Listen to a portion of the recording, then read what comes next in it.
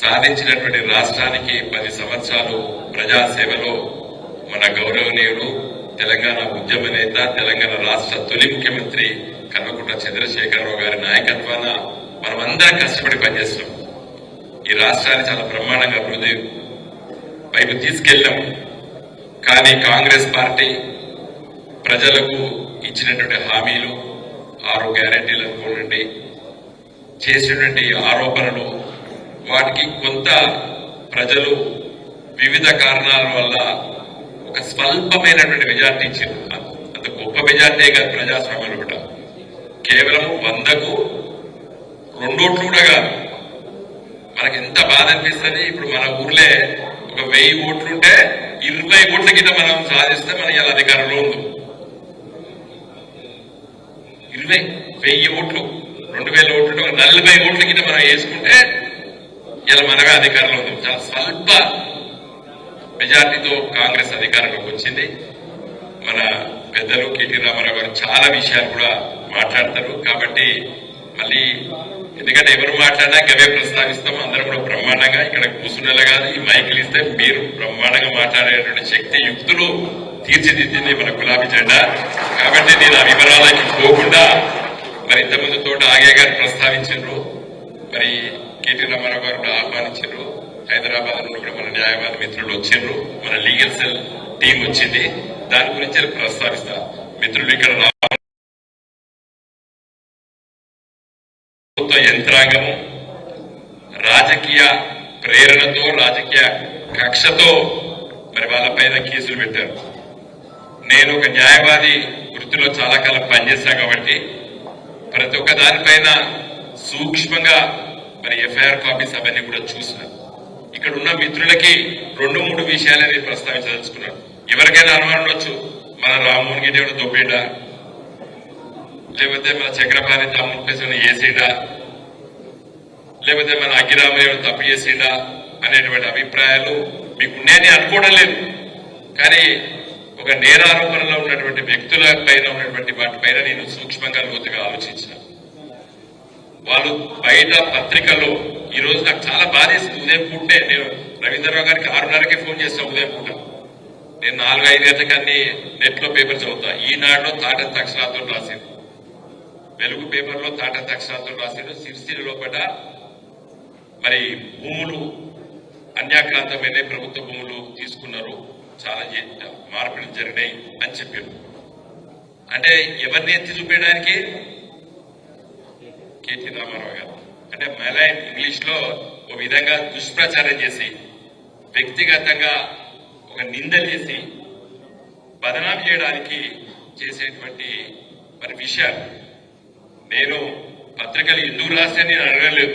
పత్రికలకి ఎవరో చెప్తారు కదా రాసేది, అధికార పక్షమో లేదా అధికార యంత్రాంగమో చెప్తారు కదా వాళ్ళు రాసేది, పత్రికా మిత్రులు. దాని లోతుకెళ్తే అది మన ప్రభుత్వం గులాబీ జెండా ఉన్నప్పుడే తప్పులు జరిగినట్టు చిత్రీకరించారు. ఈయన కొనుక్కున్న భూమి అది 2007లో ఆనాడు ఎవరున్నారు అధికారంలో? కాంగ్రెస్ పార్టీ ఉన్నది అధికారంలో. వాళ్ళు నో ఆబ్జెక్షన్ సర్టిఫికేట్ ఇచ్చారు. అప్పుడు సిరిసిల్ల జిల్లా లేదు. నేను ఎందుకు నిలబడ్డా? నిందితులాగా నిలబడతావు, కోర్టులో నిలబెట్టడు. నువ్వెందుకు నిలబడాలి రాము? 2007 ఎవరున్నప్పుడు అధికారంలో? ఎన్ఓసి నో ఆబ్జెక్షన్ సర్టిఫికేట్ ఇచ్చింది ఎవరు? కాంగ్రెస్ అధికారం ఇచ్చింది. ఎవరికి ఇచ్చింది? ఒక జంగ్ సిపాయి తన భూమిని అమ్ముకుంటాడానికి పర్మిషన్ ఇచ్చింది. ఆయన అమ్ముకున్నాడు, ఇంకొకరు కొన్నారు, ఇంకొకరు కొన్నారు, ఇంకొకరు కొన్నారు, ఆయనకి చివరికి ఈయన కొన్నాడు. తప్పేందండి? ఒకటి. ఇంకొకటి, అఖిరాములు వాళ్ళ నాయన ఇప్పుడు లేరు కదా, చనిపోయారు. వాళ్ళ నాన్న పేరు మీద పట్టా అయిందని ఆయన ఒకరి దగ్గర కొన్నాడు. అది 2001లో తండ్రి చనిపోతే తండ్రి ఆస్తి కొడుకు వస్తుంది కదా, మరి తండ్రి కొనుక్కున్నాడు చట్ట ప్రకారంగా. మరి ఇలా కొడుకుని ఎట్లేస్తారు? అప్పుడు అధికారం 2001 ఎవరున్నారు? మరి ఇంత అలర్పంగా మన రాజకీయ నాయకులు 2001లో ఉన్నారు, తెలుగుదేశం ఉన్నది. తెలుగుదేశం తర్వాత 10 ఏళ్ళు కాంగ్రెస్ ఉన్నది. మొత్తము లెక్క తీపించినప్పుడు నేను ఉత్తగలేను రామోహన్ జైలకు తెల్లారిపోయిన కాంచాలి చక్రపాణి గారు వస్తే మేము అందరూ కూర్చొని మొత్తం లెక్కలు తీసినాం. ఇవాళ సిరిసిల్లలో కేటీ రామారావు గారు వారు ఎమ్మెల్యేగా మరి 15 సంవత్సరాలు ఉన్న కాలంలో 200 ఎకరాలకు అసైన్మెంట్ జరిగింది. అవి కూడా పొజిషన్ కబ్జాలు ఉన్న వాళ్ళకి జరిగినాయి. అవన్నీ కూడా ఆర్డీఓలు తహసీల్దార్ తీసుకొస్తే ఆ కమిటీ చేస్తుంది. దాదాపు 2000 ఎకరాలు జరిగినట్టు పేపర్లో రాశారు. ఎవరి కాలంలో జరిగినవి? కాంగ్రెస్ పార్టీ తెలుగుదేశం పార్టీ కాలంలో జరిగినాయి. అచ్చా, మన మీద తప్పు చేసినట్టు మన ప్రభుత్వం కేసీఆర్ గారి నాయకత్వాన మనము ఈ 1977లో అంటే అసైన్మెంట్ ల్యాండ్స్ ట్రాన్స్ఫర్ చేయడానికి వీలు లేకుండా 77లో చట్టం వచ్చింది. ఆ చట్టాన్ని కాంగ్రెస్ పార్టీ తెలుగుదేశం పార్టీలే సవరణలు చేసిండ్రు విత్ గుడ్ ఫెయిత్. ఎవరైనా ల్యాండ్లెస్ వాళ్ళు ఒక మంచి ఉద్దేశంతో ఆ భూమి కొనుక్కున్నట్టయితే ఆయనే కూడా కమిటీలో పెట్టి రెగ్యులరైజేషన్ చేయాలని చెప్పింది మన ప్రభుత్వం కాదు. టీడీపీ కాంగ్రెస్ ప్రభుత్వాలే సవరణ చేస్తే ఒక టైం లిమిట్ పెట్టారు. వాళ్ళ టైం లిమిట్ కూడా ప్రభుత్వాలు చేస్తే ప్రభుత్వాలు కూలిపోయినాయి. మన ప్రభుత్వం వచ్చిన తర్వాత ఆ విధంగా అన్యాక్రాంతాలైనటువంటి వాటిని కూడా మళ్లీ రెగ్యులరైజ్ చేయడానికి ఒక చట్టం తీసుకొచ్చారు. దాని కింద ఇటీవల కాలంలో కొన్ని జరిగినాయి. ఏం జరిగినవి? పాత కాలంలో కొనుక్కున్నాయి. ఆ చక్రపాణి వాళ్ళ బ్రదర్ది అయితే దాంట్లో పొజిషన్ లో ఆనాటి నుండి ఉన్నారు వాళ్ళు. మేము లోతుగా చూస్తాం, మా లీగల్ సెల్ మిత్రులు చూసినారో డెఫినెట్ గా దీనిపైన చట్ట ప్రకారంగా చర్యలు తీసుకోవాలని చెప్పి కూడా మన పార్టీ సూచన చేసింది, ఆదేశించింది. కాబట్టి తప్పనిసరిగా హైకోర్టుకు వెళ్లి వీటన్నిటిని కూడా ఛాలెంజ్ చేస్తాం. అక్కడి వరకే తృప్తి పడద్దు. కేటీ రామారావు గారు, మీరు మన పార్టీ వర్కింగ్ ప్రెసిడెంట్, ఈ సభాముఖంగా మిమ్మల్ని కోరుతున్నాను, వాళ్ళకు అనవసరంగా కేసులు పెట్టి జైలు పెట్టేందుకు నష్టపరిహారం కూడా కేసేయాలని చెప్పి నేను కోరుతున్నాను. మీరు మన పార్టీ నిర్ణయం తీసుకుంటే డెఫినెట్ గా దానిపైన కూడా మన లీగల్ సెల్ ఆలోచిస్తుంది.